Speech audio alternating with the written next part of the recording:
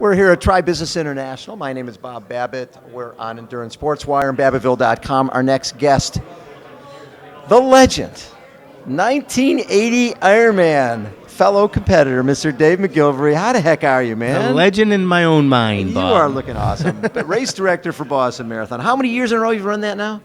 Directed or run in it? I've run in it 43 years in a row, and this is my 29th year as director.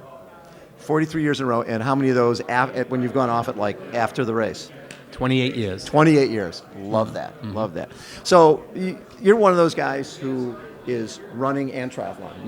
You were one of the early race directors in the sport of triathlon. What was it about that sport that attracted you?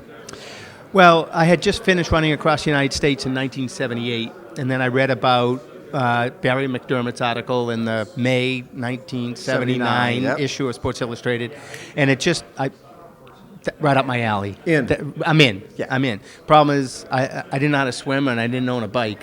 So Besides that, you were good. Yeah, I was good. And it was in January or whatever, so I'm training through the winter in Boston and trying to get ready for this thing, and that's went over.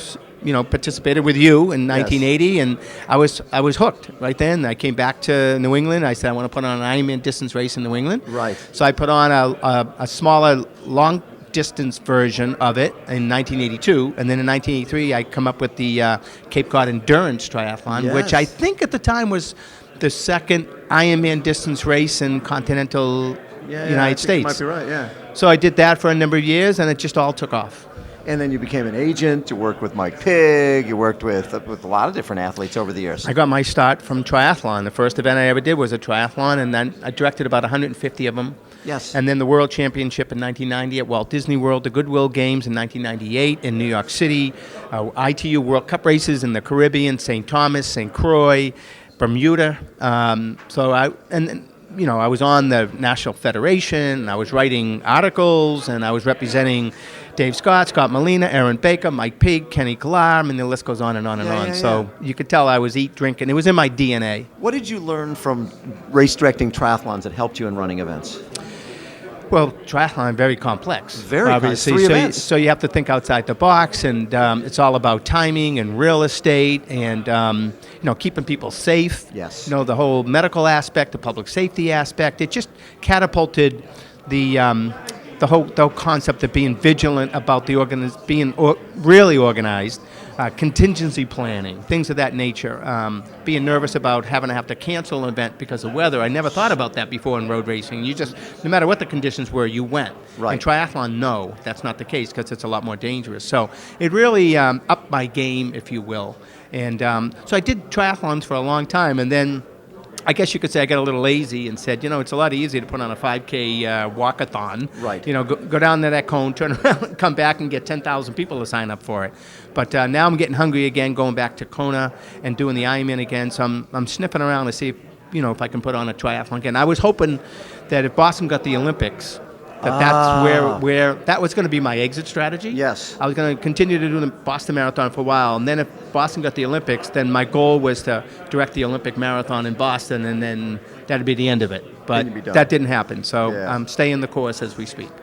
When you look at the sport, right now we're in a position where obviously Ironman is doing really well, Ironman 70.3 is doing well. There's a lot of events out there, and a lot of numbers have fallen off a little bit in terms of new people coming into the sport.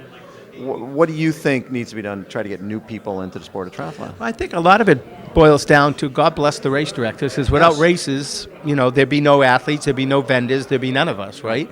So I think it's important that race directors have to take care of themselves and make sure this works for them, because if they go, then the whole ship sinks, right? Exactly. So that's number one. Number two is, it's tough to put on triathlons in metropolitan USA. Obviously, it's all about time and real estate. How much space do you have, and how much time do you have to do it?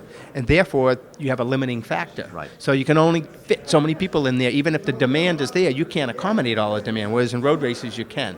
So somehow, some way, you've got to figure that out. The window of opportunity to produce these things, especially in like New England, we only have June, July, and August. After that, you're done for the most part because of the conditions. So there's so many different limiting factors with triathlon that road racing never has experienced. So it's a matter of how can we delicately balance those challenges and see if we can open it up to more people.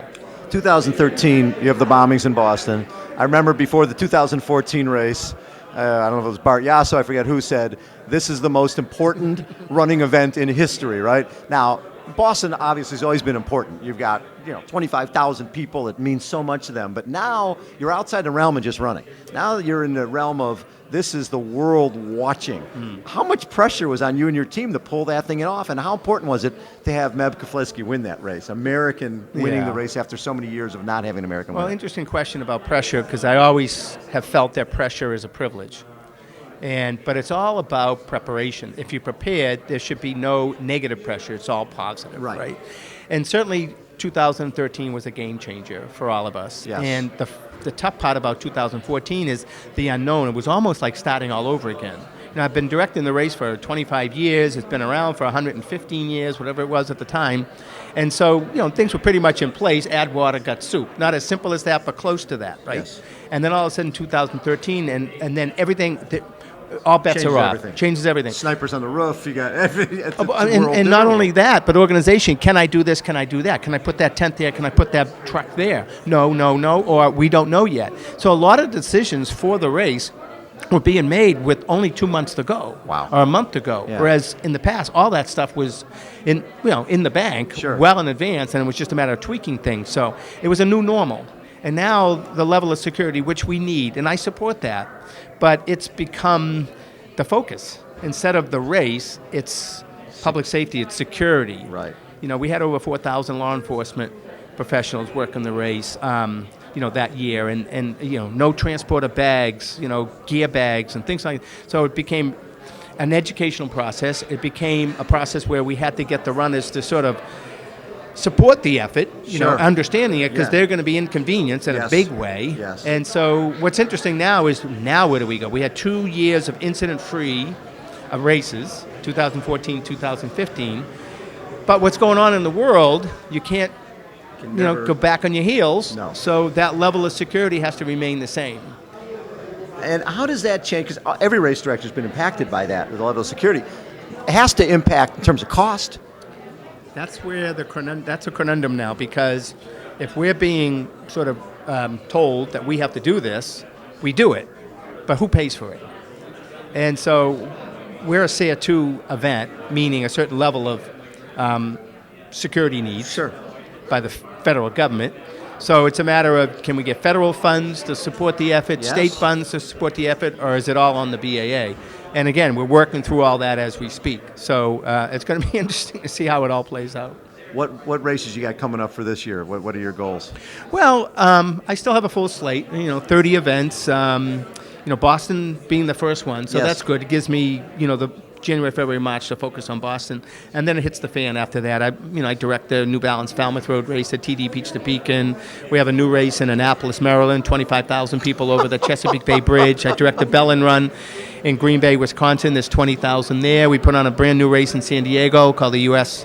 Half Invitational, and that went off pretty well this year, so we want to continue to grow that event.